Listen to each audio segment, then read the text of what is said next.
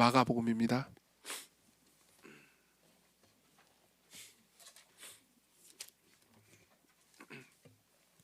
2장 13절부터 17절 말씀 여러분들을 위해서 읽어드리도록 하겠습니다. 마가복음 2장 13절부터 17절 말씀 여러분들을 위해서 읽어드리도록 하겠습니다. 하나님의 말씀을 들으십시오. 예수께서 다시 바닷가에 나가시매 큰 무리가 나왔거늘 예수께서 그들을 가르치시니라.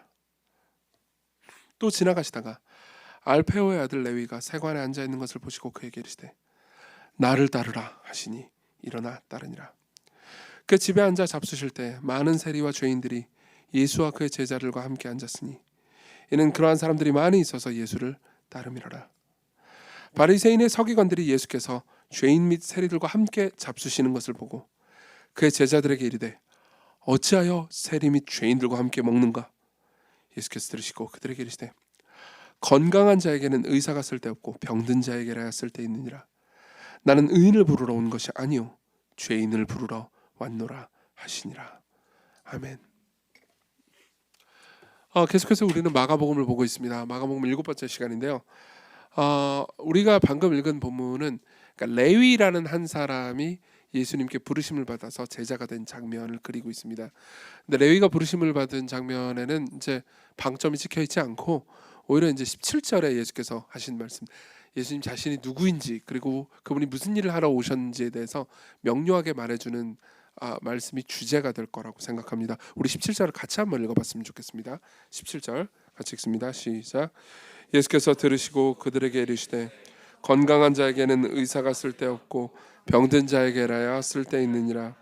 나는 의인을 부르러 온 것이 아니요 죄인을 부르러 왔노라 하시니라. 예. 자, 이 말씀을 좀 생각해 봅시다. 이건 굉장히 예수께서 수사적으로 표현을 하신 겁니다. 자기 자신을 의사로 표현을 하시는 거죠. 근데 이 말을 듣고 그냥 단순히 오해를 해서 죄가 하나도 없는 의인은 나는 필요 없다. 죄인들만 내가 좋아한다. 이런 의미로 받아들이시면 곤란합니다. 이건 굉장히 은유죠. 은유가 많이 담겨 있는 표현이죠. 너희들 중에 건강한 사람도 있는데 그 건강한 사람은 내가 필요 없겠구나. 건강한 사람들은 혼자 잘 지내도록 하여라. 건강하지 않은 사람들만 내가 고쳐주겠다. 이런 의미도 아닙니다. 17절에 예수께서 하신 말씀을 그러니까 좀 더 의역해서 풀어보자면 이럴 수 있는 거죠. 자신이 건강하다고 생각하는 병자에게는 의사가 쓸데없고 자신의 병을 인정하는 병자들에게야 비로소 의사인 내가 쓸데있느니라. 나는 자신이 의인이라고 주장하는 죄인을 부르러 온 것이 아니고 자신이 죄인임을 시인하는 죄인들을 부르러 왔노라. 이렇게 이해를 하는 것이 가장 적합할 겁니다. 맞죠? 생각해보면은 자신의 문제를 정직하게 고백하지 않는다면은 그 사람을 고칠 수가 없습니다. 저는 이제 상담사들이나 정신과 의사 선생님들이랑 잠깐 대화를 나눠본 적이 있습니다. 근데 그분들이 제일 힘든 것 중에 하나는 그러니까 자신의 병을 인정하지 않는 사람을 볼 때가 제일 힘들다고 하더라고요. 그러니까 정신적인 질환을 고칠 때 제일 필요한 것은 가족들의 도움과 또 이제 자신이 문제가 있음을 솔직하게 인정해야 도와줄 수 있잖아요. 근데 인정하지 않으면 도와줄 수가 없는 거죠. 꼭 정신적인 질병뿐만이 아닙니다. 육체적인 질병도 마찬가지예요. 삶을 살려면 몸에 신호가 올 때가 있을 수 있죠. 그렇죠? 내 건강에 문제가 있구나. 근데도 불구하고 병원에 안 가고 계속해서 일을 한다. 그럼 그 사람 어떻게 되겠습니까? 병을 키우겠죠. 그리고 그 병 때문에 죽을 겁니다. 그렇죠? 마찬가지입니다. 자신의 문제가 있다는 것을 솔직하게 인정하지 않는다면은 문제를 해결받을 수가 없겠죠. 그리고 예수께서는 이렇게 말씀하시는 겁니다. 내가 너희들이 문제가 있다는 것을 알고 있다. 난 너희들을 고칠 거다.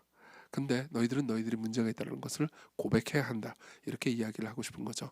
그러면요, 지금 레위라는 이 한 사람이 부르심을 받는 장면을 보면서 우리는 그러니까 우리의 문제 그리고 의사신 예수님이 어떤 분이신지 알 수 있는데요. 저는 본문을 통해서 첫 번째로는 그러면은 우리의 문제가 무엇인지에 대해서 말씀드리겠습니다. 그러니까 치료받지 않은 우리의 죄된 질병의 문제가 어떤 것인지 첫 번째로 말씀드릴 거고요.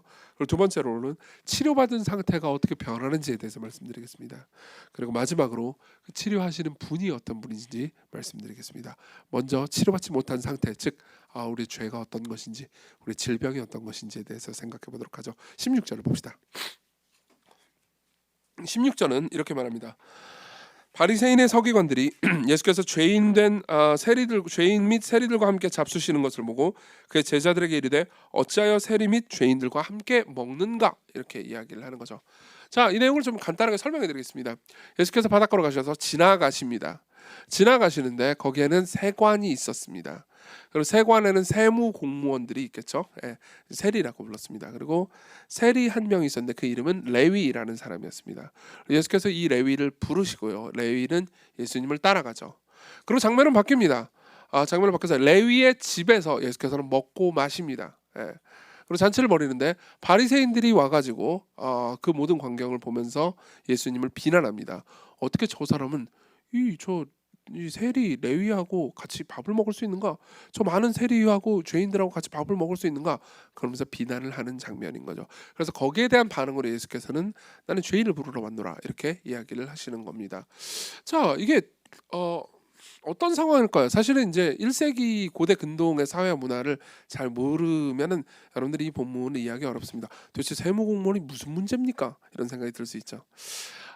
지금이야 세무공무원이 되면 좋죠. 그렇죠? 우리 교회도 한 명 있습니다, 세무공무원이. 근데 그때는 그렇지 않았습니다. 그때는 그 세무공무원이다 그러면 굉장히 사회적으로 비난받고 매국노 취급을 받았습니다. 당시 세무공무원은 두 부류로 나뉘었습니다. 하나는 갑바이라는 종류의 세무 공무원이 있었는데 이 사람들은 재산세, 소득세, 인두세를 징수했습니다. 근데 이제 이런 세금은 당시에 세율이 정해져 있었어요, 명백하게. 그렇기 때문에 이 사람들은 뭔가 착복을 하거나 할 가능성이 별로 없었습니다. 그러니까 정해진 세율이 있었고 그걸 그냥 내면 되는 거니까 큰 문제는 없었어요. 근데 그 중에서 이제 모크헤스라는 종류의 세리들이 있었습니다. 세무 공무원들이 있었습니다. 이 사람들은 뭘 했냐면요. 수출입에 대한 관세와 국내에서 거래되는 물품을 비롯해 도로를 지나는 거의 모든 물건에, 그러니까 도로세와 세금을 부과를 했죠. 근데 이거는 정해져 있지 않았어요. 로마 이 정권은, 그러니까 이 모크레스들한테 너희들이 얼마를 갖다 바쳐라라는 돈만 딱 정해줬습니다. 그러고 나서 세율을 어떻게 매기고 각각에 대해서 세금을 어떻게 매겨야 할 건지에 대해서는 분명하게 정해주지 않았습니다. 그럼 어떻게 할까요? 자기 멋대로 매기겠죠. 그렇죠. 그리고 로마 정권은 사실 이걸 방관한 거였습니다. 이유는 간단했죠. 로마 정권은 그러니까 이 사람들이 어쨌든 그렇게 하면 지 멋대로 이제 세금을 정해가지고 돈을 많이 벌려고 들 거 아닙니까? 그럼으로써 어쨌든 그러다 보면 그 권리를 준 로마 정권에 충성할 수밖에 없잖아요. 그렇죠? 그러니까 각 나라에 이런 세리들을 많이 뿌려서 로마 정권에 충성하고 로마를 위해서 일할 수 있도록 끈앞풀을 심어놨던 거죠. 지금으로 치면 매국노인 겁니다. 그렇죠? 그러니까는 당시에 이스라엘 사람들 입장에서는 이 세리들을 좋아할 리가 당연히 없겠죠. 세리들은 더 많이 돈을 벌고 더 스스로 돈을 많이 쌓아두려고 사람들의 재산을 많이 뺐습니다. 이 사람은 빼앗는 사람 있죠. 그러다 보니까는 이제 세리들은 당시에 다른 뭐 성적인 범죄를 저지른 사람들이라든가 아니면은 뭐 살인범이나 흉악범 같은 사람들 있잖아요. 그런 전과자들과 똑같은 취급을 받았습니다. 당시에 사회적으로는 매국노였죠. 심지어 세리는 법정에서 증언을 해도 받아들여지지 않을 정도였으니까요. 자, 이런 세리와 함께 식사를 한다? 그것은 당시 사람들 입장에서는 받아들여지지 않을 일이었습니다. 왜냐하면 지금이야 뭐 밥 한 번 먹는 게 무슨 상관인가 이렇게 생각할 수 있잖아요. 근데 당시에는 밥을 먹는다라는 것, 함께 앉아가지고 식사를 한다라는 것은 굉장한 의미였습니다. 그러니까 상대를 받아들인다라는 것, 그리고 상대와 내가 동일시된다라는 것을 의미했으니까요. 그러니까 그때는 같은 레벨이 아니면 같이 식사하지 않았습니다. 그러니까 상대방으로부터 뭐 예를 들면 내가 죄인들이랑 식사를 한다, 그럼 죄인으로부터 오염된다고 생각을 했기 때문이죠. 사실 어떤 면에서 지금도 그런 면이 있습니다. 지금도 그러니까 비슷한 레벨끼리 만나가지고 식사하고 교제하고 자주 만나잖아요. 뭐 레벨이 다르다 그러면은 자주 만나기 어렵습니다. 게다가 사회적인 명사와 여러분들이 점심 식사할 기회를 얻는다. 뭐 그러면 그 굉장한 미국에서는 그걸 돈 주고 팔기도 하잖아요. 물론 자선 사업에 쓰긴 하지만은 그 뭐 그런 식으로 이제 하면 굉장한 영광으로 생각하지 않습니까? 그러니까 식사라는 것은 뭐 지금도 마찬가지지만 그때는 더더욱 간단한 것이 아니었습니다. 그러니까 예수께서 세리와 죄인들과 함께 식사를 한다는 것은 당시의 입장에서 예수님께서 그들을 용인하고 받아들일 뿐만 아니라 예수님이 그들과 자기 자신을 동일시했다는 것을 의미했죠. 그러니까 바리새인들 입장에서는 어땠습니까? 완전 분노했죠. 그러면서 바리새인들이 생각해도 예수님은 율법을 딱히 어기진 않았어요. 예. 예수님 율법을 어기지 않았고 완벽하게 율법을 지켰습니다. 하지만 그럼에도 불구하고 율법을 어기는 저 무리들과 함께 밥을 먹고 히히닥거리고 농담을 하고 논다라는 것 자체가 그들 입장에서는 받아들일 수 없는 일이었던 거죠. 그러면서 예수님을 비난하는 장면이 16절인 겁니다. 왜 그들은 예수님은 저 죄인들과 같이 식사를 하는가 이렇게 얘기하는 거죠. 자, 여기서 우리는 그러니까 뭘 발견할 수 있냐면은 이들의 문제를 좀 발견을 할 수가 있습니다. 이 바리새인들과 당시의 종교적인 엘리트들의 문제를 발견할 수 있습니다. 성경은요 이렇게 얘기해 줍니다. 성경은 우리 모두가 죄인이라고 말합니다. 이게 성경이 말하는 진짜 기독교와 그리고 일반적으로 다른 모든 종교 그리고 심지어 기독교인들도 오해하는 그러니까 잘못된 기독교의 차이가 있습니다. 진정한 기독교와 잘못된 기독교는 여기서 차이가 있습니다. 예. 모든 종교는요, 그러니까 이렇게 생각합니다. 어떤 사람은 죄인이고 어떤 사람은 착한 사람이다. 어떤 사람은 착한 사람이고 어떤 사람은 나쁜 사람이다. 이런 식으로 생각을 하죠. 그렇죠? 그렇지만 기독교는요, 모든 사람이 죄인이라고 말합니다. 예. 로마서 3장은 의인은 없나니 하나도 없다고 말합니다. 예. 이건 무슨 의미일까요? 먼저 여러분들이 선입견을 벗기고자 그러니까 이런 얘기를 좀 해드리고 싶습니다. 여기서 말하는 죄라는 말은요, 그러니까 범죄를 의미하는 게 아닙니다. 많은 사람들은 죄 그러면 이게 무슨 난 잘못한 게 아무것도 없는데 왜 나를 범죄를 저질렀다 그래? 그런 식으로 생각하는 경우가 많습니다. 성경에서 말하는 죄는 sin입니다. S-I-N, crime이 아닙니다. 범죄가 아니에요. 죄라는 것은 이런 겁니다. 그러니까 정확하게 표현해 보자면 하나님께서 원래 사람들을 만드실 때 아름답고 완벽하게 창조를 하셨습니다. 그렇지만 죄 때문에 이 창조물에 결함이 생긴 거죠. 무언가 왜곡되고 비틀어지고 오염된 결함이 생겼습니다. 그 모든 것들을 죄라고 말하죠. 그런 시각에서 볼 때 하나님 보시기에서는요, 당연히 세리와 창가들과 죄인들도 문제가 있는 사람들이지만 바리새인들도 문제가 있는 사람들이었습니다. 실제로 마가복음을 비롯한 여러 이 복음서를 자세히 살펴보잖아요. 그럼 복음서의 내용의 끝부분에 가면은 예수께서 그러니까 바리새인들의 죄를 적나라하게 지적하는 장면들이 나옵니다. 마태복음 23장이나 누가복음 11장에 보면요, 예수께서 바리새인들을 향해서 그러니까 화 있을진저라는 말을 여러 번 반복합니다. 그러면서 그들의 죄를 계속해서 지적하죠. 제가 몇 구분을 읽어드리겠습니다. 누가복음 11장 43절입니다. 화 있을진저 너희 바리새인들이여, 너희가 회당의 높은 자리와 시장에서 문안 받는 것을 기뻐하는도다. 그러니까 그들이 교만하게 자기를 높이려고 했다는 거죠. 자, 11장 46절도 읽어드리겠습니다. 이르되 화 있을진저 또 너희 율법 교사여, 지기 어려운 짐을 사람에게 지우고 너희는 한 손가락도 이 짐에 대지 않는도다. 예. 사람들에게 이거 해라 저거 해라 이거 하지 마라 저거 하지 마라라고 설교 때 많이 얘기해놓고 본인은 그것을 따르지 않는다는 거죠. 사실 이 말씀은 제가 제 일기장 맨 위에 기록한 말이기도 합니다. 그러니까 저 스스로도 목사잖아요. 그러니까 말을 많이 하지 않습니까? 그러니까 제 스스로 사람들에게 무거운 짐을 지우고 저 자신은 안 지우려고 하는 그런 교만으로부터 벗어나게 해달라는 소망이기도 하죠. 그렇죠? 어쨌든 그때 당시 율법교사는 그랬습니다. 하나 더 읽어드리죠. 마가복음 7장 11절입니다. 너희는 이르되 사람이 아버지에게나 어머니에게 말하기를 내가 드려 유익하게 할 것이 고르반 곧 하나님께 드림이 되었다고 하기만 하면 그만이라 하고. 자, 이게 무슨 말인지 좀 설명해 드리겠습니다. 이걸 당시의 제도를 조금 알아야 됩니다. 그러니까 이제 성경에 보면요, 십계명 있고 십계명의 다섯 번째 계명은 부모를 공경하라는 말입니다. 이 말 안에는 여러 가지 의미가 있지만 1차적으로는 그러니까 부모를 경제적으로 부양하라는 겁니다. 그렇죠? 우리나라 옛날에 고려장 같은 나쁜 풍습이 있었다는 걸 아시죠? 그러니까 노인이 되면 갖다 버렸습니다. 그렇죠? 그리고 고대 근동에도 그러니까 노인이 되면 부양을 해야 되잖아요. 그렇죠? 근데 부양을 하면 경제적으로도 육체적으로도 자식들이 힘드니까 이제 그 부모들을 뭐 이렇게 함부로 대하거나 갖다 버리는 풍습들이 고대 근동에 있었던 거죠. 그러니까 이제 성경은 이렇게 얘기하는 겁니다. 그들을 공경하라, 그들을 부양하라, 그들을 경제적으로 섬겨라 이렇게 이야기를 하는 거죠. 그럼 당연히 그 늙은 노부모님을 돌보고 공경하는 게 마땅하지 않겠습니까? 근데 문제는 뭐냐면은 그때 당시 바리새인들은요, 이걸 지키기 싫으니까 꾀를 하나 냈습니다. 어쨌든 부모가 아무리 높아도 하나님보다 높진 않을 거 아니에요, 그렇죠? 그러니까 하나님이 최고다 그러면서 나는 내 재산을 다 하나님께 바쳤습니다 라고만 하면은 부모를 공경하지 않아도 된다는 거죠. 예컨대 이정규가 뭐 재산이 뭐 한 10억 있다고 합시다. 10억 있었으면 좋겠다. 10억 있다고 합시다. 근데 이 재산을 우리 부모님이 노부모님이시면 이게 이제 늙고 힘이 없고 경제력이 없으시면 제가 잘 돌봐야 되잖아요. 제가 가지고 있는 재산을 가지고. 근데 내가 너무 아까워. 부모한테 쓰기 싫어. 그럼 어떻게 하느냐? 이 10억을 주께 드립니다. 그러면서 성전에 가가지고 바쳤습니다. 이렇게 하면 되는 거죠. 그러면 부모를 안 섬겨도 된다는 겁니다. 그럼 여러분들 입장에서는 아니 그럼 바쳤으니까 부모를 안 섬기는 게 아니고 못 섬기는 거잖아. 죽게 다 바쳤으니까. 이렇게 생각할 수 있을 거예요. 그렇죠? 근데 고대 고르반 제도는요. 바쳤습니다 하고 실제로 돈을 언제 바치는지에 대해서는 기한이 정해져 있지 않았습니다. 무슨 말이냐면 내가 40살에 제 재산 10억을 죽게 다 짜잔 해놓고선 언제 바치는지를 딱 정해놓지 않았다고 그랬잖아요. 그러니까 실질적으로 바치는 시간은 계속 미루면서 이건 죽게 바친 것 그러면서 부모를 섬기지 않으면서 나 먹을 거 쓸 거 실컷 쓰고 먹으면서 실제로는 그러니까 하나님께서 안 써도 되는 거였다는 거죠. 이게 당시에 법의 허점이었고 사실 율법교사들과 바리새인들은 이 법의 허점을 알고도 이용하고 있었다고 예수께서 지적하고 계신 거죠. 자 봅시다. 끔찍하지 않습니까? 예. 양쪽 다. 그러니까 다시 말하면 세리와 죄인들 우리가 소위 도덕적으로 파탄이 났다고 생각하는 그 사람들이나 아니면 바리새인들이나 율법교사는 똑같이 악하다고 말하지 않습니까? 그렇죠? 성경은요 양쪽 모두가 문제가 있다고 말합니다.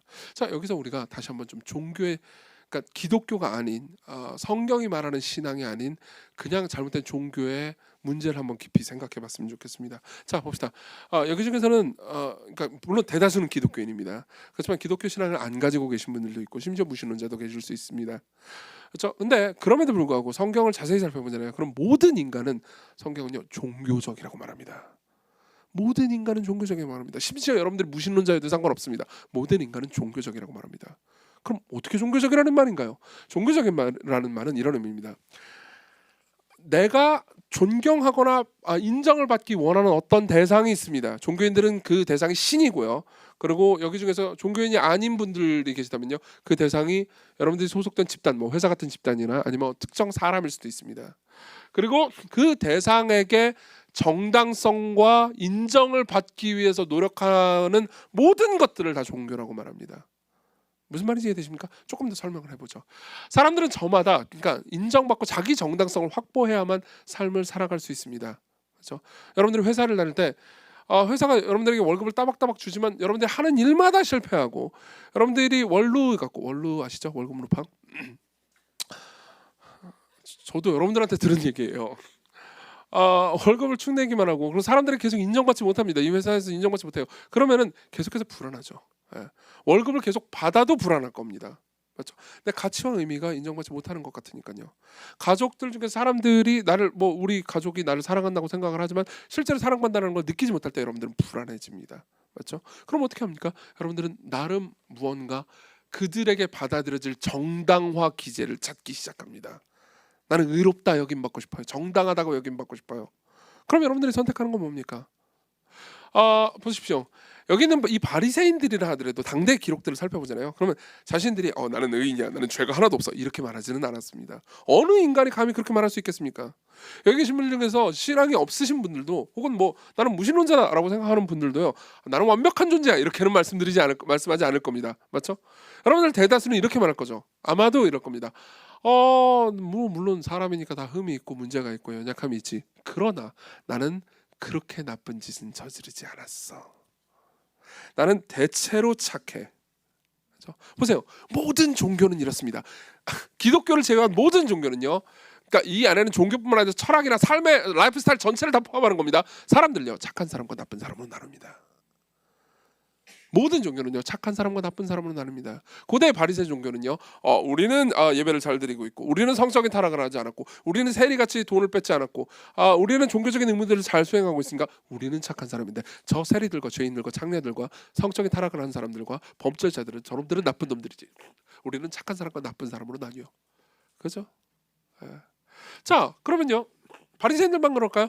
아니요. 우리도 삶을 살면서 그럴 때가 있습니다. 여러분들이 어떤 집단에 속합니다. 그러면 그 집단 안에서요. 여러분들이 생각할 때 좀 나쁜 짓을 하는 사람 같은 그런 사람이 있습니다. 여러분과 잘 안 맞고 그리고 여러분들 생각할 때 받아들일 수 없는 어떤 일들을 하는 사람들이 있습니다. 그럼 여러분 어떻게 돼야죠? 저 사람 문제 있는 사람이야. 사회성이 떨어지는 사람이야. 나쁜 사람이야. 가까이 하면 안 되는 사람이야. 그러니까는 어느 정도 거리를 두자. 그러면 뭡니까? 상대적으로 나는 스스로 여러분들이 나는 완벽한 사람이야 이렇게 말하진 않겠죠. 그렇죠? 속으로는 이렇게 말하는 셈입니다. 물론 나는 완벽한 존재는 아니지만 나는 대체로 착한 사람이야. 내가 저지른 나쁜 짓은 그래도 비교적 괜찮아. 비교적 작은 나쁜 짓이야. 이렇게 말하는 거죠. 혹시 여러분 너무 더우시면 에어컨을 좀 틀어주시겠습니까? 더우시죠? 좀. 네, 에어컨을 좀 틀어주시면 좋을 것 같습니다. 자, 봅시다. 대체로 그렇습니다. 근데 사실 이거는요, 어떤 의미에서는 좀 약간, 그러니까 별로 일관성이 없는 잣대입니다. 사실은 우리는, 그러니까 이런 말에 너무 익숙하죠. 저 사람은 나쁜 사람이야, 저 사람은 착한 사람이야, 혹은 나쁜 사람과 사귀면 안 돼. 뭐 어렸을 때 여러분들 이런 말 듣지 않았습니까? 저는 옛날에 이런 말 많이 들었는데, 그러니까 친구들을, 좋은 사람 친구들을 사귀어야 된다, 나쁜 친구들을 사귀면 안 된다, 이런 얘기 들어보셨죠? 그렇죠? 예, 저는 주로 그 나쁜 친구 쪽에 속하는 사람이었기 때문에 약간 이런 얘기를 들으면 좀 섭섭하긴 했지만, 어쨌든 간에 이런 얘기를 들어봤을 겁니다. 그러니까 사람들을 격리시키고 어느 정도 거리를 둬야 내가 보호받고 안전하다는 생각이죠. 그렇죠? 예, 바리새인들도 그런 생각을 했을 겁니다. 그렇지만요, 생각해보면 작은 죄, 혹은 어떤 사람들은 어떤 걸 큰 죄, 어떤 걸 작은 죄라고 말하지만, 이 기준은요 대단히 임의적입니다. 예를 한번 들어보죠. 여러분들이 미국 역사에 관심이 있는 분이라면요, 조지프 메카시라는 사람을 알 수 있을 겁니다. 이 사람은 1950년대에 미국의 상원 의원이었고 정치인이었습니다. 이 사람은요, 그러니까 메카시즘이라고 해가지고, 그러니까 아무나 자기가 마음에 들지 않는 사람들은 다 공산당이라고 말하면서 이제 이렇게 모함을 했습니다. 그래가지고 많은 사람들이 감옥에 가게 만들기도 했죠. 그래서 한때 그 메카시즘의 광풍이 불어칠 때가 있었습니다, 미국에요. 근데 이 사람은 어쨌든 그 이제 공화당 소속이었는데요. 그러니까 상대편, 즉 민주당 입장에서는 이 사람이 저지르는 일들이 마음에 안 들 거 아니에요. 그러다 보니까는 막 비난을 했겠죠. 그리고 상대편을, 그러니까 힘을 쓰지 못하게 만들려는 정치인으로서 상대편을 무너뜨리려면 어떻게 하면 됩니까? 상대방의 윤리적인 흠집을 붙잡고 늘어지면 되잖아요. 그렇죠? 네, 그러면 됩니다. 근데 조 메카시는요, 참 재밌는 사람이었습니다. 뭐냐면 이 사람은요, 틈만 나면 주변 사람들, 자기의 친한 사람들이나 비서나 같이 일하는 사람들 있잖아요. 그 중에서 여성들을 보잖아요. 그러면 틈만 나면 성희롱적 발음을 서슴지 않았습니다. 그리고 성추행도, 그러니까 늘 그냥 손을 대고 만지고 다녔던 거죠. 성추행도 아주 잦은 사람이었다고 말합니다. 증언하는 사람들은 다 그렇게 얘기해 줍니다. 자, 보십시오.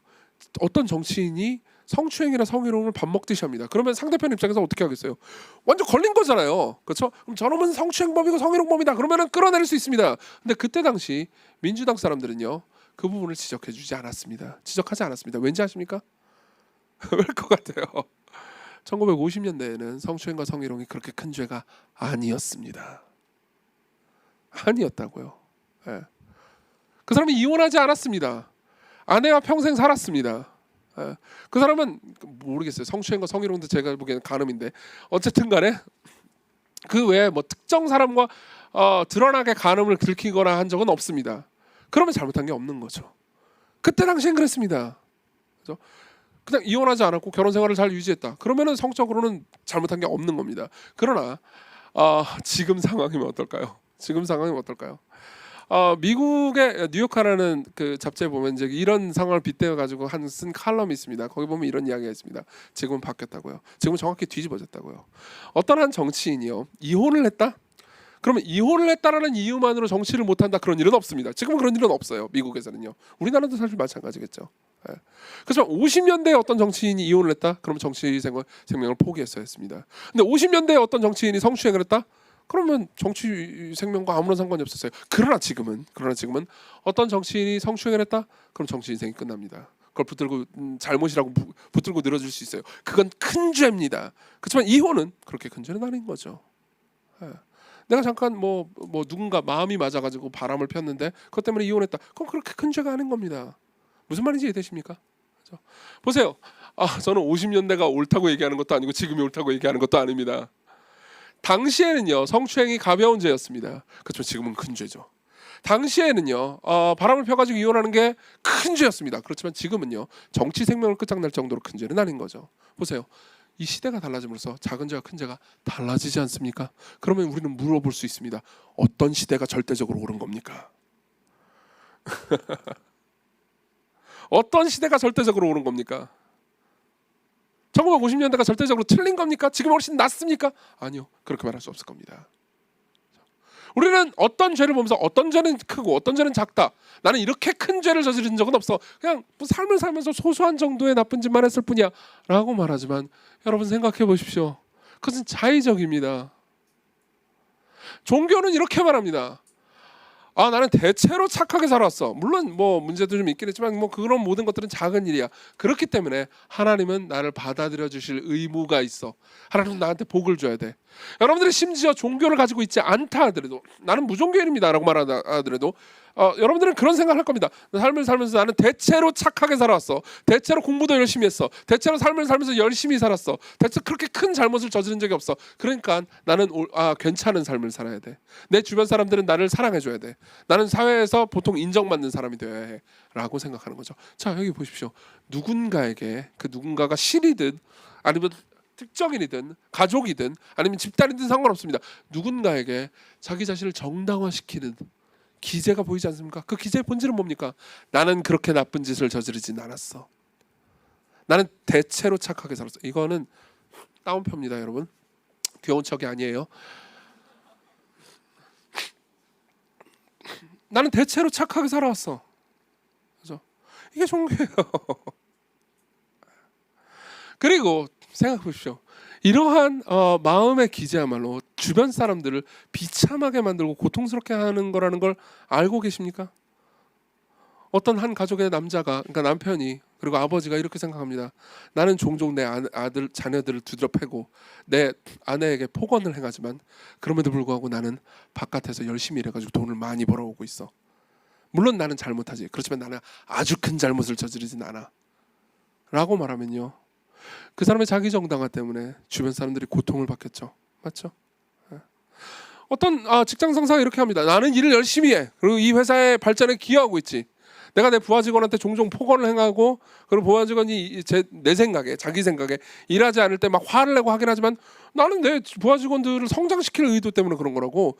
뭐 좀 종종 폭언도 하고 막 화도 내고 막 뚜껑이 열리고 그런 때가 있긴 하지만은 사회생활하면서 다 그럴 수 있는 거 아니야? 나는 이 회사에 얼마나 큰 기여를 하고 있는데 라고 어떤 사람이 생각한다고 합시다. 그러면요, 그 사람 때문에 주변 사람들은 고통을 당할 겁니다. 맞죠? 여러분, 너무 여러분들의 직장 상사가 생각나고 있나요? 아니면 여러분들 자신인가요? 보세요. 우리는 저마다 삶을 살아가기 위해서 나를 정당화시킬 기제를 구실을 찾습니다. 그렇죠? 그리고 그 정당화시킬 구실을요 다 한 문장으로 요약해 보잖아요. 그럼 이겁니다. 물론 나는 완벽하지 않지. 그렇지만 나는 대체로 착한 삶을 살아왔어. 나는 그렇게 나쁜 짓을 저지르지 않았어. 바리새인도 그렇게 생각했습니다. 나는 고르반 했지만 나는 성적인 타락을 저지른 적은 없어. 그건 세리도 마찬가지일 겁니다. 그치, 나는 사람들에게 많은 돈을 뜯어냈지. 그렇지만 저렇게 위선적이진 않아. 그렇죠? 저렇게 종교적으로 사람들을 정죄하고 비난하진 않아. 여러분 보이십니까? 모든 사람들이 다 똑같이 이렇게 생각한다면요, 답은 하나밖에 없습니다. 자기 자신도 그리고 주변 사람들도 자기 자신의 정당한 기제 때문에 고통을 당한다는 거죠. 이게 치료받아야 할 인간의 근본적인 문제입니다. 저는 정말 많은 사람들이 상담을 하면서 이렇게 말하는 것을 들었습니다. 심지어 사람들이 생각할 때 나쁜 짓이라고, 좀 큰 나쁜 짓이라고 생각한 일을 저지른 사람조차도 그렇게 말하는 것을 저는 많이 들었습니다. 저는 간음을 하는 어떤 남자의 이야기를 들었습니다. 간음은 나쁜 건 아닙니까? 그럼 뭐라고 말하죠? 사랑한다는 게 죄는 아니잖아? 사랑에 빠진 게 죄는 아니잖가? 아니잖아? 아니요. 그 사람이 이렇게 말했습니다. 물론 내가 한 일은 나쁜 짓이죠. 그렇지만 내 아내는 나한테 냉담했어요. 보세요. 여기에 정당화가 보이지 않습니까? 물론 나는 나쁜 짓입니다. 그렇지만 내 아내는 더 나쁜 짓을 저질렀어요. 나는 그 내 아내에 비해서 상대적으로 덜 나쁩니다. 보이십니까? 네, 이거예요. 이게 모든 인간이 걸린 질병입니다. 그리고 우리는 이 질병에서, 저도 마찬가지고 여러분들 모두가 치료받아야 될 상황에 있는 거죠. 두 번째로 넘어가죠. 그러면 치료받은 사람은 어떻게 됩니까? 여러분들이 치료받는다면 여러분들은 어떻게 변할 수 있겠습니까? 지금 우리가 읽은 본문은요, 아까도 제가 말씀드렸듯이 레위라는 한 남자가 예수님의 부르심을 받는 장면입니다. 실제로 학자들은 이 본문을 상세히 연구하면서 이 예수님께서 이 레위를 처음 본 것이 아니라고 말해줍니다. 예. 실제로 이제 복음서의 전후 문맥들을 자세히 살펴보면 이미 레위는요, 예수님의 설교나 말씀을 들어본 적도 있고 예수님을 간접적으로나마 멀리서라도 본 적이 있다고 알 수가 있습니다. 근데 이제 어느 날 예수께서 레위가 있는 그 동네 근처에 가시는 거죠. 레위는요, 세리 중에서 상급 세리가 아니고 하급 세리였을 겁니다. 세리장 같은 존재가 있습니다. 여러분들이 사복음서를 잘 읽어보셨다면 삭개오라는 유명한 세리가 있다는 걸 압니다. 그 사람은 세리장입니다. 그러니까 높은 세리죠. 근데 그러니까 평민들을 볼 일은 별로 없습니다. 근데 레위 같은 이 하급 세리, 그 부하 세리는요, 평민들을 많이 봐야 됩니다. 그만큼 사람들의 증오를 눈으로 그러니까 늘 보는 사람이었죠. 자 보세요. 여러분들이 생각할 때 이런 식으로 사람들의 증오를 맨날 맞는다고 해보세요. 내가 세리인데 사람들로부터 돈을 뺏는다고 해서 사람들이 다 나를 미워요. 나한테 돈을 주면서 나를 증오합니다. 그렇죠? 그럼 여러분 어떻게 삶을 살겠습니까? 둘 중에 하나입니다. 증오 때문에 미쳐버리든지, 죄책감 때문에 미쳐버리든지, 아니면 더 독해지는 거죠. 더 독해지는 거죠. 당시 세리들은 다 그랬습니다. 더 독했습니다. 명예 같은 거는 이미 얻을 수 있는 방법이 없습니다. 삶에서요. 그럼 남는 건 뭐죠? 돈이라도 많이 벌어보자. 그죠? 명예 따윈 없으니까 사람들이 다 나를 미워해요. 그러니까 나도 너희들을 미워하겠어. 너희들이 나를 미워해? 더 착복하겠어. 더 뜯어내겠어. 그렇죠. 대부분의 세리들은요, 이렇게 독하게 삶을 살았습니다. 그리고 사람들을 뜯어냈죠. 근데 예수께서 그를 부르십니다. 어떻게 그가 변화됐을까요? 그건 좀 이따 얘기하겠습니다. 근데 어쨌든 그가 변화됐습니다. 변화됐습니다. 변화되고 나서 어떻게 됐을까요? 보십시오. 이 본문을 보고 우리는 이걸 알 수 있습니다. 자 보세요. 13절부터 제가 쭉 읽어드리겠습니다. 예수께서 다시 바닷가에 나가시며 큰 무리가 나왔거늘 예수께서 그들을 가르치시니라. 또 지나가시다가 알페와 아들 레위가 세관에 앉아 있는 것을 보시고 그에게 이르시되 나를 따르라 하시니 일어나 따릅니다. 근데 15절에 보면요, 그의 집에 앉아 잡수실 때 많은 세리들과 죄인들이 예수와 그의 제자들과 함께 앉았으니 이는 그러한 사람들이 많이 있어서 예수를 따르미로라 이렇게 말합니다. 보세요. 여기서 이제 우리가 알 수 있는 정황이 있습니다. 그리고 우리가 이 본문의 내용을 잘 알기 위해서는 이 본문을 우리 마가복음을 보고 있잖아요. 근데 마가복음뿐만 아니라 누가와 마태에도 기록이 돼 있습니다. 그러니까 누가와 마태에 기록된 내용들을 종합적으로 살펴봐야 이 본문의 진실을 알 수 있습니다. 바로 예수께서 레위를 부르시고 레위가 예수님을 따르고 회심하자마자 레위는요, 예수님과 함께 식사를 합니다. 그것도 레위의 집에서 식사를 하죠. 그렇죠? 그럼 우리는 이렇게 생각하기 쉽습니다. 레위 집에서 그냥 밥을 먹었구나. 예수께서 이렇게 생각하기 쉬워요. 근데 이 본문, 즉 마가복음의 본문 말고 누가복음의 본문을 보잖아요. 그러면 어떤 일이 벌어졌는지 조금 더 잘 알 수 있습니다. 누가복음 5장 29절에 보면요, 이런 말씀이 있습니다. 레위가 예수를 위하여 자기 집에서 큰 잔치를 하니 세리와 다른 사람이 많이 함께 앉아 있는지라. 무슨 말인지 이해되십니까? 보세요. 여기서 알 수 있는 게 있죠. 레위는요, 예수님의 부르심을 받고요, 너무 기뻤습니다. 그래서 뭘 하죠? 잔치를 벌입니다. 잔치를 벌였다는 게 뭔 의미인지 아세요? 밥을 사줬다는 의미입니다. 밥을 사줬다는 의미죠. 잔치를 벌이면 제가 예를 들면 시간께 다 모여라, 이 잔치를 벌이겠다. 그러면 제가 여러분들에게 밥을 산다는 의미입니다. 보세요. 원래 세리들은 밥 사지 않습니다. 원래 세리들은 뜯어냅니다. 세리는 나눠주는 사람이 아닙니다. 뜯어내는 사람이죠. 그죠? 레위가 회심하고 레위는요, 치료받은 이후에 자신의 본성과 반대되는 일을 합니다. 그는 허가받은 강도로서 사람들로부터 돈을 뜯어내는 일을 했지 사람들에게 나눠주는 일을 하지는 않습니다. 그러나 죄송합니다. 이때부터 사람들에게 나눠주죠. 그렇죠? 레위가 변한 겁니다. 원래 그렇습니다. 원래 치료라는 건요, 원래 할 수 없는 일들을 하게 되는 게 치료죠. 그래야 진짜 치료를 받는 거 아닙니까? 제가 다리가 뭔가 문제가 생겼습니다. 다리가 부러졌어요. 고장났습니다.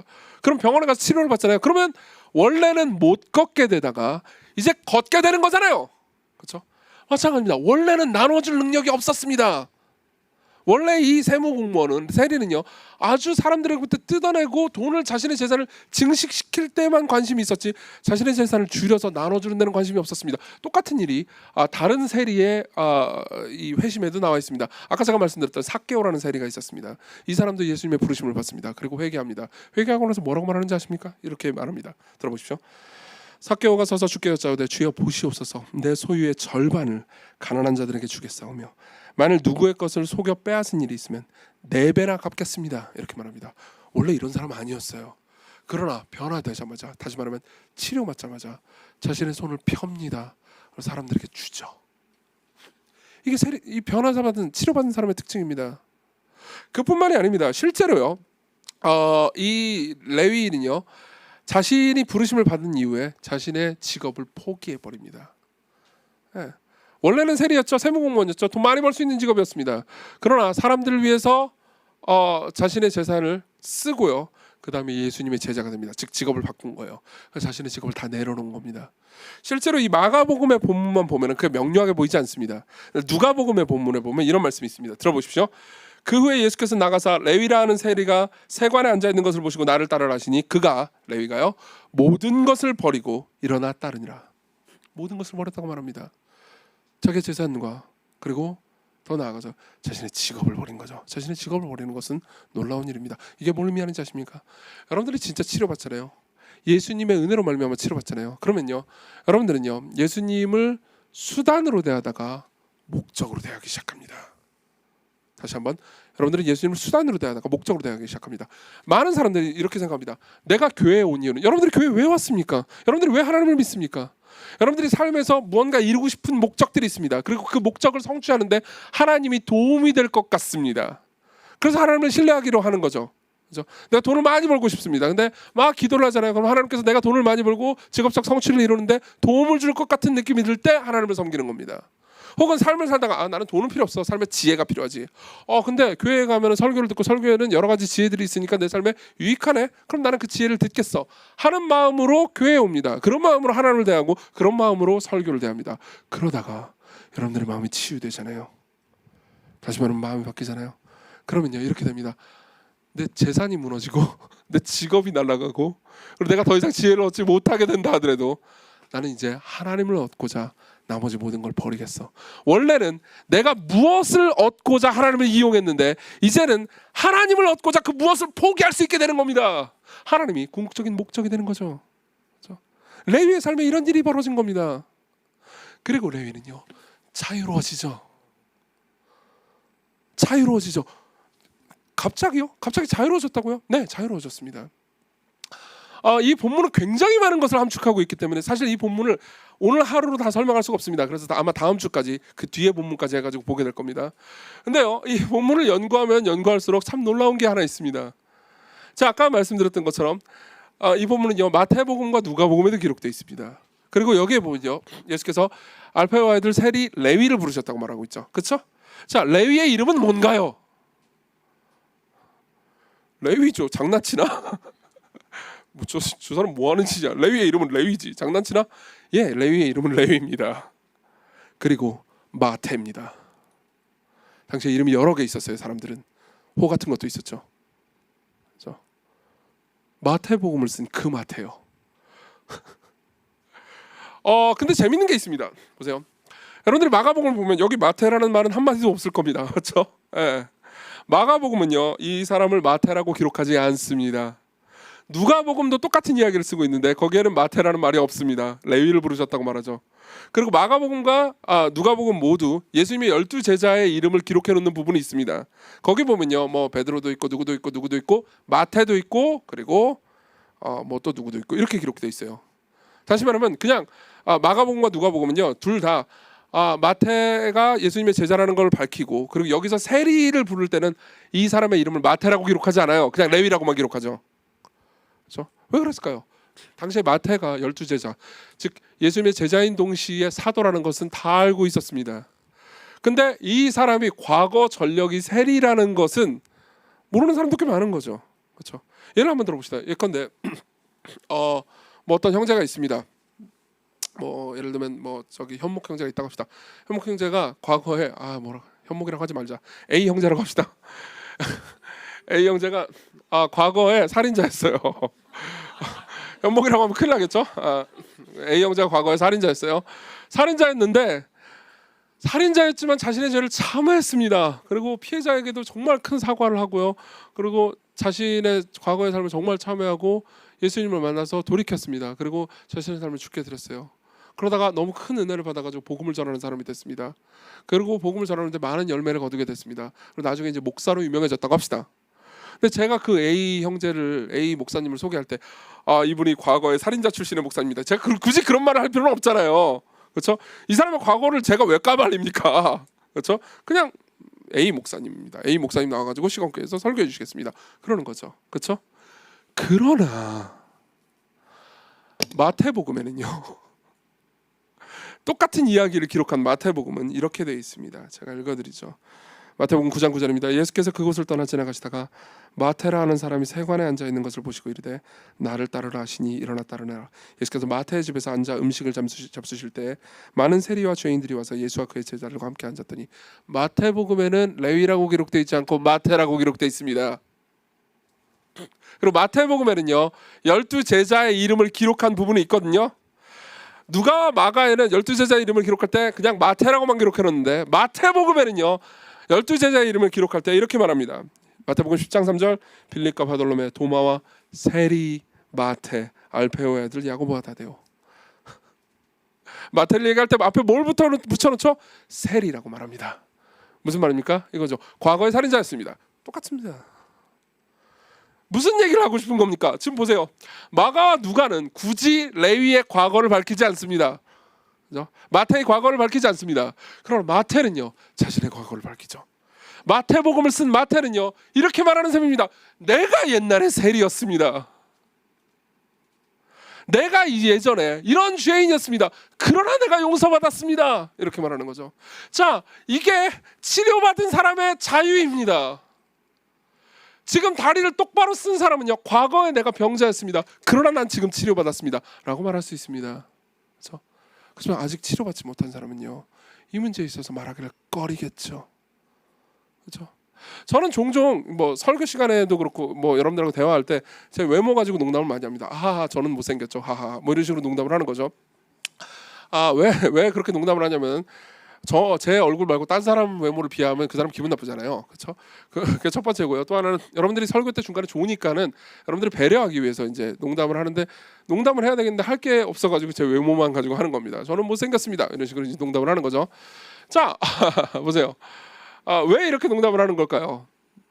물론 그 사실이기 때문이기도 하죠. 그렇지만 보세요. 저는 진짜로 과거에 외모 때문에 컴플렉스가 있었습니다. 진짜예요. 저는 정말 제가 끔찍하게 못생겼다고 생각했습니다. 절대로 지금도 거울을 안 보긴 하는데 과거에는 지금 귀찮아서 안 보는 거고요. 과거에는 진짜 거울을 안 봤습니다. 정말 제가 못생겼다고 생각했어요. 그래서 누군가 외모를 얘기하잖아요. 그럼 별로 안 좋아했습니다. 늘 열등감에 빠져 살았죠. 근데 그 이후에 제가 치유받았습니다. 그러니까 어떻게 됩니까? 그냥 뭐 평범하게 놀려 먹으면서 얘기할 수 있는 거죠. 자 봅시다. 이게 바로요 치료받은 사람이 가지고 있는 뭐라고 할까 회복된 자아라고 볼 수 있죠. 그 사람은 자기의 자아를 비웃기를 서슴지 않습니다. 무슨 말입니까? 여러분들이 진짜 자기중심적이라고 합시다. 근데 그 문제가 해결이 안 된다고 합시다. 그럼 누군가 마음을 다해서 진지하게 여러분들을 돕기 위해서 그래서 여러분들의 자기중심성을 지적해 주잖아요. 그럼 여러분들은 화를 낼 겁니다. 내가 왜? 너도 똑같지. 나만 가지고 지랄이야. 이렇게 말하는 거죠. 그렇지만 진짜로 해결된 사람 있잖아요. 그 사람들은 맞아 내가 자기중심적이야. 내가 이런 연약한 면이 있지. 나를 용납해줘요. 그리고 내가 변할 수 있도록 도와줘요. 라고 말할 수 있는 거죠. 보세요. 치료받은 사람이 어떤 식으로 변하는지 눈에 보이십니까? 이 사람은 자기의 본성에 반대되는 일을 합니다. 무슨 말입니까? 원래 인색한 사람이었습니다. 이 사람은 나눠줄 줄 모릅니다. 그게 자신의 본성이에요. 여기 계신 분들 중에서도 그런 분들이 있겠죠. 근데 자신의 본성을 거스릅니다. 움켜쥔 손을 펼치기 시작합니다. 냉담하던 사람이 사랑하게 됩니다. 자주 분노하던 사람이 인내하게 됩니다. 다른 사람의 삶을 통제하려고 하는 사람이 사람들의 변화를 인내하면서 받아줄 줄 아는 사람이 됩니다. 다른 사람에게 영향력을 행사하면서 높아지고 싶어하는 사람이 다른 사람을 높일 줄 알게 됩니다. 무슨 말입니까? 자신의 본성을 거스르는 일을 하기 시작한다는 거죠. 그러면서 자신이 그런 바보짓을 하고 있었다라는 것을 참으로 회개하고 거기에 치유를 받았기 때문에, 즉 자기 의가 몽땅 사라져 버렸기 때문에 그 사람은요 자신을 비웃기를 두려워하지 않습니다. 자신의 문제를 솔직하게 이야기하는 것을 두려워하지 않습니다. 누군가 자신의 잘못과 문제를 지적해 줄 때 물론 가슴이 쓰리긴 하지만은 그것을 기쁨으로 받아들일 줄 알게 됩니다. 마태는 말하는 거죠. 예, 맞습니다. 제가 세리였습니다. 그렇지만 제가 은혜를 받았고 저는 이제 나눠줄 줄 아는 사람이 됐습니다. 이건 제 공로가 아닙니다. 저는 정말로 자기중심적인 사람이었지만 하나님께서 저를 변화시키셨습니다. 그렇기 때문에 저는 제가 세리였다는 것을 말하는 것이 두렵지 않습니다. 제가 세리였다는 것이 자랑스럽다는 것이 아닙니다. 오히려 세리인 저를 변화시키는 예수님이 자랑스럽습니다. 이해하십니까? 이게 치료받은 사람이 가지는 놀라운 자아입니다. 치료받은 사람은요, 자신의 죄만 비웃을 뿐만 아니라 과거에 자신이 자랑스러웠던 자신의 의로운 행동마저도 비웃습니다. 모든 사람들은 다 이렇게 삶을 살아갑니다. 모든 사람들은 다 자기의 의를 가지고 살아갑니다. 소프라노스를 아십니까? 소프라노스 드라마요. 거기에 주인공 토니 소프라노스는요, 살인자입니다. 갱이에요. 그리고 많은 사람들을 죽였습니다. 소프라노스가 뭐라고 말하는지 아십니까? 나는 많은 사람들을 죽였어. 그럼에도 불구하고 나는 효자야. 네. 많은 사람들은요, 자신의 정체성과 의미와 가치를 지탱하기 위해서 자기가 행한 알량한 선행을 의존합니다. 그러나 치료된 사람은요, 자신의 선행을 별로 의존하지 않습니다. 오히려 자신의 선행에 감사하죠. 그리고 자신의 악행을 보면서 눈물을 흘리주합니다. 그리고 그 사람이 변화되는 것을 자기 자신과 주변 사람들이 보게 되죠. 이게 치료받은 자아의 놀라움입니다. 마지막으로 넘어갑니다. 그러면요, 우리 치료자에 대해서 알 수 있습니다. 보세요. 어떻게 이렇게 변화될 수 있었을까요? 마태는 어떻게 이렇게 변화될 수 있었을까요? 이제 이름을 밝혔으니까 이제 마태라고 하겠습니다. 더 이상 레위라고 하지 않겠습니다. 이 사람이 아마 출신 그 아버지 계 쪽에 레위 지파가 있었을 수도 있습니다. 그래서 레위라고 부르는 것 같기도 해요. 근데 당시에 널리 알려진 이름은 레위가 아니었습니다. 마태였죠. 마태는 어떻게 변화될 수 있었을까요? 여러분들이 마태복음을 읽으면요, 모두가 아마 깨닫게 될 겁니다. 마태복음을 마태가 썼습니다. 그리고 마태복음을 자세히 보잖아요. 그럼 마태가 구약 성경에 아주 해박하다라는 것을 알게 됩니다. 구약 성경을 굉장히 잘 알고 있는 사람이었습니다. 실제로 마태복음 보면 구약 성경의 인용이 굉장히 잦고 굉장히 조직적인 신학을 전개한다는 것을 알 수 있습니다. 무슨 말이냐면요, 마태는요, 아마 세리던 시절에도 구약 성경을 잘 알고 있는 사람이었던 것 같습니다. 대다수의 학자가 그렇게 봅니다. 그리고 여기서 우리가 재밌는 지점을 알 수 있죠. 보세요. 사람은요, 어떤 좋은 철학이나 어떤 좋은 사상을 깨달았기 때문에 변화되는 게 아닙니다. 심지어 기독교 교리와 윤리를 잘 배웠기 때문에 변화되는 것도 아닙니다. 여러분들이 기독교 신학을 잘 배웠기 때문에 변화되지도 않을 겁니다. 물론 기독교 신학을 배우고 기독교 교리를 아는 것은 중요합니다. 그렇지만 기독교 교리와 신학을 아는 것이 중요한 이유는 그 자체가 중요하기 때문이 아니고 기독교 교리와 신학을 통해서 만날 수 있는 예수님이 중요한 분이기 때문입니다. 무슨 말입니까? 레위는요, 더 나은 신학과 더 나은 배움을 통해서 변한 게 아닙니다. 예수님을 만나서 변화됐죠. 그 모든 신학이 가리키고 있는 분, 그분을 만나서 변화됐습니다. 왜요? 왜 그분을 만나면 사람이 변화될까요? 이유는 간단합니다. 보십시오. 여러분들이 만나는 대부분의 사람들은요, 여러분들의 문제점 있잖아요. 여러분들의 문제나 변화돼야 되는 것들 있죠. 그걸 보면서도 여러분들은 그냥 긍정만 해줄 겁니다. 어떤 사람들은 긍정만 해줘. 사람들이 다 그런 거지, 괜찮아 그러면서 그냥 긍정만 해줍니다. 넌 잘못한 게 없어, 넌 무조건 오라라는 스탠스를 취하는 거죠. 어떤 사람은요, 여러분들을 정죄만 합니다. 둘 다 여러분들을 변화시킬 수 없습니다. 둘 다 여러분들을 변화시킬 수 없습니다. 누가 여러분들을 변화시킵니까? 누가 마태를 변화시킵니까? 보십시오. 마태 안에 있는 죄와 문제를 잘못됐다고 말하는 동시에 마태와 더불어서 식사를 하시는 분이 마태를 변화시킵니다. 마태의 말과 행동과 생각이 잘못됐다고 말하는 동시에 마태라는 존재를 옳다고 말해주는 그분이 사람을 변화시킵니다. 여러분 혹시 정혜신 박사라는 분을 아십니까? 이분이 쓴 책 중에서 당신은 옳다라는 책이 있습니다. 이분은 정신의학과 의사 선생님이시고요, 크리스찬이기도 합니다.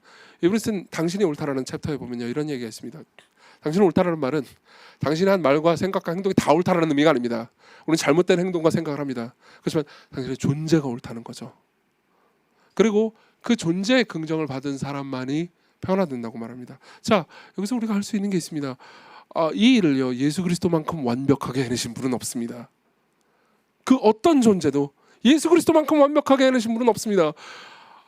그분은 놀라운 존재였습니다. 그분은 사람들의 죄를 지적하고 다니셨습니다. 그렇지만 사람들을 사랑했죠. 생각해 보십시오. 여러분들 중에서는요 한 주를 살면서 사람에 질렸다, 사람한테 지겨워 이렇게 생각하는 분들이 계실 겁니다. 한 주 동안 살면서 나는 사람한테 질렸어. 여러분들 계시죠? 아마 있을 겁니다. 몇 달 동안 직장 생활하면서 사람들한테 막 질려가지고 괴로워 이런 분들이 있을 겁니다. 내가 교회를 오랜만에 나왔지만 나는 교회 공동체 안에 들어가지 않을 거야. 난 사람한테 질렸거든. 분명히 그런 분들이 계실 겁니다. 자, 그런 분들의 마음을 제가 조금 더 설명을 시도해 보겠습니다. 여러분들은요 사람들한테 질리기도 했지만 자기 자신에게도 질렸을 겁니다. 아닌가요? 솔직하게 생각해 보십시오. 다른 사람들의 자기중심성과 이기심과 뒷담화와 이 모든 거에 질리셨겠죠. 맞아요. 저도 동의합니다. 그리고 여러분들 자신에 대해서도 실망했을 겁니다. 생각해 보십시오. 불완전한 인간의 눈으로도 다른 사람을 볼 때 다른 사람의 추함과 자기중심성이 보이죠. 그렇죠? 그리고 그런 추잡스러움을 보고 나서 그 사람을 사랑하는 건 힘듭니다. 자, 하나님은 여러분들의 마음을 읽으십니다. 그렇다면요 여러분들의 마음을 속속들이 다 아는 분의 눈에 보기에는 우리가 얼마나 질릴 만한 존재겠습니까? 우리가 얼마나 자기중심적인 존재고 하나님 보시기에 다 똑같은 죄인들인데 뭐 하나 나을 것 없는 인간들인데 서로 잘났다고 싸우면서 서로를 정죄하는 꼴이 얼마나 참혹하고 얼마나 가짜않고 얼마나 악하게 보이겠습니까? 그죠? 그분은 이렇게 하실 수도 있었습니다. 저 위에서요, 야 그냥 착하게 살아라. 안 그러면 지옥. 이렇게 하실 수도 있었습니다. 자, 17절에 보면요, 예수께서 이렇게 말씀하십니다. 건강한 자에게는 의사가 쓸데없고 병든 자에게는 쓸데있느니라. 주님은 이때 자기 자신이 의사라고 선언하십니다. 의사의 특징이 뭔지 아십니까? 어떤 사람이 병에 걸렸습니다. 한센병에 걸렸습니다. 가까이 가면 옮습니다. 그럼 어떻게 하죠? 우리는 격리합니다. 그 사람과 가까이 하지 않죠.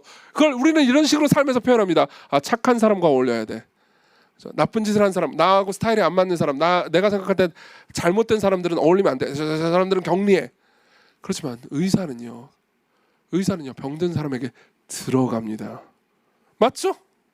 병든 사람에게 접근합니다.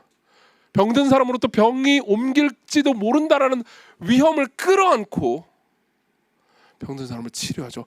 이게 하나님을 설명하는, 하나님의 영원한 아들 예수 그리스도를 설명하는 것보다 더 적절한 표현일 수 있겠습니까? 의사요. 그분은 의사십니다. 그분은 의사로서 저 위에서 명령만 하고 말로만 하는 의사가 아니었습니다.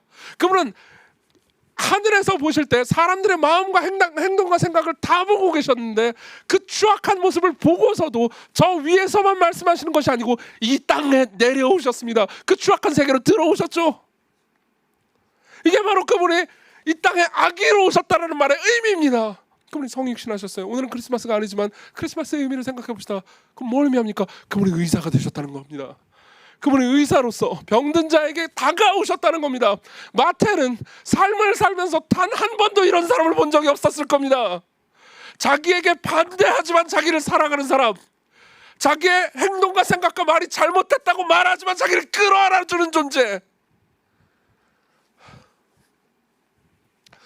여러분들에게 예수 그리스도는 그런 분이십니다. 여러분들 모두에게 예수 그리스도가 그런 분이십니다. 여러분들은 더 나은 성경 공부와 더 나은 행동과 더 나은 철학과 더 나은 활동으로 변화되지 않습니다. 여러분들은 예수 그리스도를 통해서 변화됩니다. 여러분들은 그분을 만날 때 여러분들을 가장 사랑하지만 여러분들의 잘못된 점을 다 말씀해 주시고 하실 수 있지만 여러분들의 존재를 옳다고 말씀하시는 분, 여러분들에게 공감하시고 여러분들을 사랑하시지만 그럼에도 불구하고 여러분들에게 반대하시는 분, 그분이 여러분들을 변화시킵니다. 여러분들이 이분의 사랑을 경험하게 되면 여러분들은요 치료됩니다. 치료되면 어떻게 되는지 아세요? 적응합니다. 첫 번째로 여러분들은 본성과 반대되는 일을 합니다. 여러분들은 원래 어떤 사람은 인색한 사람이었습니다. 그렇죠? 그렇지만 손을 내려놓게 됩니다. 여러분 중에 어떤 사람들은요, 돈을 안 쓰는 사람이었습니다. 나를 위해서만 돈을 쓰는 사람이었죠. 그렇지만 여러분들은 남을 위해서 돈을 쓰기 시작합니다. 시간도 쓰기 시작합니다. 여러분 중에 어떤 사람은 통제하는 사람입니다. 그렇지만 통제권을 내려놓습니다. 여러분들 중에 어떤 사람은 자기만 높이는 사람입니다. 네, 제가 그런 사람이에요. 제가 저희 어머님이 우리 교회 다니시니까 한번 나중에 물어보세요. 이종규가 얼마나 잘난 척하는 인간이었는지. 어렸을 때요. 잘난 척 나라 대통령이었습니다. 별명이 진짜 그랬어요. 진짜였다니까요.